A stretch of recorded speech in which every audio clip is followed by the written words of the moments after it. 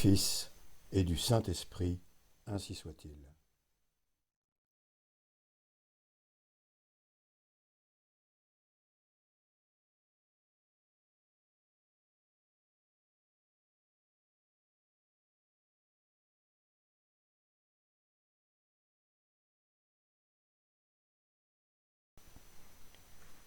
Poursuivons l'histoire de l'Angélus avec la 6e lettre, écrite le 11 juin 1872 par Monseigneur Gaume, à son ami donc Frédéric. Commençons. Je t'arrête un instant pour te faire admirer avec moi l'opportunité de la bulle relative à l'Angélus. Le vicaire de Jésus-Christ avait parlé. Avec un ensemble nouveau, Marie allait être invoquée d'un bout à l'autre du monde chrétien. Pourquoi ce concert unanime et ininterrompu de supplications ? Tu vas le comprendre. Bientôt, de rudes et très rudes combats vont être livrés à l'Église. Des hérésies nombreuses, le grand schisme d'Occident.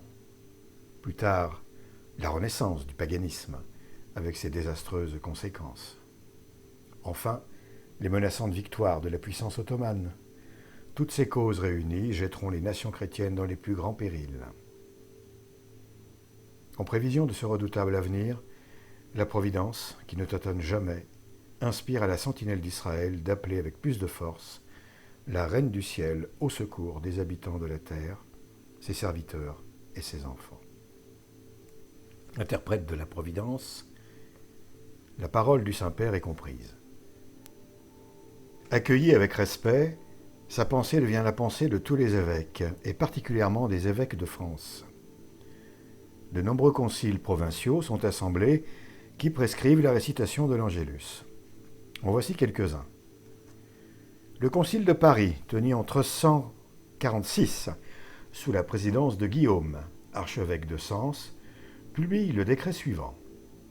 Par l'autorité du même concile, nous ordonnons qu'on observe inviolablement la prescription émanée du pape Jean XXII, de sainte mémoire, c'est-à-dire de réciter 3 fois l'Ave Maria, à l'heure du couvre-feu, et pour laquelle sont accordées certaines indulgences, etc. Quoi qu'en disent les révolutionnaires qui, depuis 80 ans, dépouillent, injurient, persécutent et massacrent les prêtres, la France n'eut jamais d'amis plus intelligents ni plus dévoués que son clergé. Le synode de Sens, dont je viens de te citer les paroles, en offre une preuve qu'il est bon de ne pas omettre. Après avoir prescrit la récitation de l'Angélus, le vénérable concile accorde 50 jours d'indulgence à tous ceux qui, le soir, réciteront un pater et un Ave Maria pour l'Église, pour le roi, la famille royale et la prospérité du royaume. Le concile parle du couvre-feu.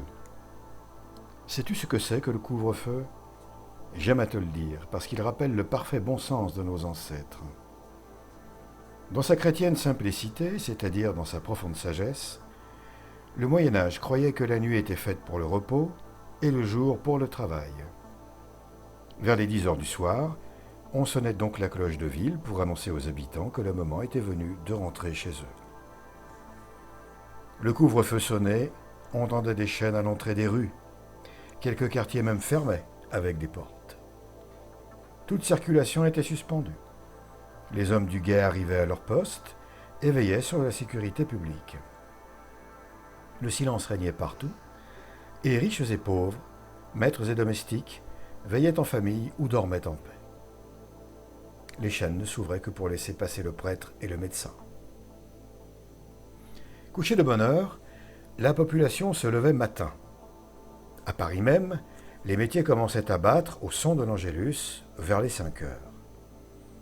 Dans le même moment, la place Maubert se couvrait d'écoliers descendus de la montagne Sainte-Geneviève. C'était l'heure où les régents de l'université ouvraient leurs cours. Une preuve de ce que je dis. Tu as peut-être lu dans la vie de Monseigneur de la Motte, évêque d'Amiens, au dernier siècle, qu'étant tout jeune encore, son domestique venait le prendre au lit à 5 heures du matin et le portait à l'école, moitié endormi. Dans cet ordre de choses si rationnel, si moral, si favorable à la santé et à la vie de famille, le besoin du gaz, au moyen duquel la civilisation moderne essaye de faire de la nuit le jour, n'était pas même soupçonné. Impossibles étaient les réunions nocturnes, bals, théâtres, cafés buvants et cafés chantants, cercles et soirées, dont l'influence désastreuse sur la santé physique et morale n'est plus un mystère pour personne. Tu peux ajouter qu'un pareil résultat est forcé, car l'homme n'intervertit pas impunément les lois providentielles. C'est avec raison qu'on a dit « Malheur aux villes qui veillent ». Revenons à l'Angélus. La religieuse Bretagne s'empresse d'imiter Paris. Dans le canon 68 du concile de Tréguier, on lit « Le Seigneur évêque ordonne à tous les curés, en vertu de l'obéissance, de faire à l'avenir sonner 3 coups de cloche dans leurs églises avant le couvre-feu et de laisser entre les 2 coups l'intervalle d'un Ave Maria. 10 jours d'indulgence à tous ceux qui le diront. » Nantes imite Tréguier. Les statuts de Simon, évêque de cette ville, ordonnent aux curés de faire sonner dans leurs églises, à l'heure ordinaire du couvre-feu, et de prescrire à leurs paroissiens, lorsqu'ils entendront le son de la cloche, de réciter à genoux l'Angélus, les avertissant qu'à cette condition, ils gagneront une indulgence de 10 jours. De Nantes, passons à Lavaur. Le concile tenu dans cette ville, en 1368, s'exprime ainsi. Il est enjoint, sous peine d'excommunication, aux recteurs et curés des paroisses de faire sonner une cloche vers le lever du soleil, comme on a coutume de le faire à la nuit.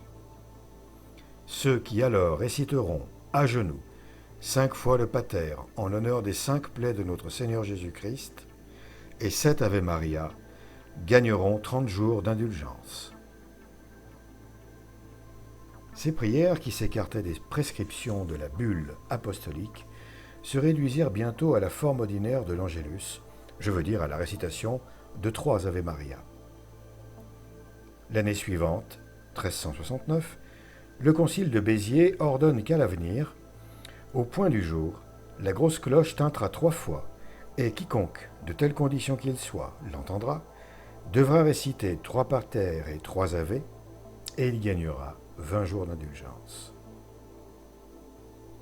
Par la teneur des lettres pontificales, par les ordres sévères et plusieurs fois réitérés des conciles sur les différents points de la France, par les indulgences accordées, tu vois, mon cher ami, quelle importance nos ancêtres attachaient à la récitation de l'Angélus. Et le XIXe siècle laisse tomber en désuétude. Des pères ou des enfants, qui a tort et qui a raison? Nous arrivons à la fin du XIVe siècle, et l'histoire de l'Angélus n'est pas finie. L'origine et la cause des sonneries du matin et du soir nous sont connues. Reste la sonnerie du midi. Quand, par qui et pourquoi a-t-elle été établie? Je te le dirai dans ma première lettre. Fin de la lecture de la 6e lettre.